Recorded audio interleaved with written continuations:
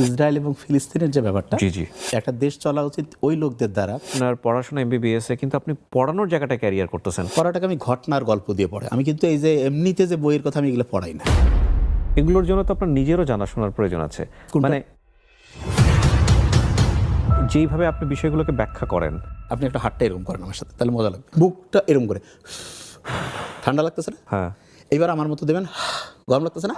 হ্যাঁ, আমি যে প্রথম মানুষ তো আদম, মাটি, সেখানে আল্লাহ রুহ ফুকে দিল, চলে আসলো। আপনি দেখেন বেবি মরিয়ম আলাইহিস সালাম যে আছে, ওনাকে কিন্তু রুহ ফুকে দিল, ঈসা আলাইহিস সালাম চলে আসলো। কোরআনের বিভিন্ন বিষয়কে সায়েন্সের জায়গা থেকে ব্যাখ্যা করেছেন। আমরা ভাবে চিন্তাই করিনি, সেগুলো আপনি ভাবে ব্যাখ্যা করেছেন। আল্লাহ বলছে না যে যখন কাউকে ভেস্তে পাঠাবো সারা জীবন সে তরুণ থাকবে, বলছে তো কোনোদিন বুড়া বুড়ি হবে না। তাহলে কিভাবে সম্ভব? খুব সহজ। উপর থেকে যে ওই যে আবাবিল পাখি যে ফেলছিল পাথরের টুকরা, পাথর, তো খাবার অনেকের মাথায় প্রশ্ন আসবে না যে পাথরের টুকরা পড়লে হাতি জ্বলে ছাই হয়ে যাবে, এটা কিভাবে সম্ভব? খুব সহজ। ওই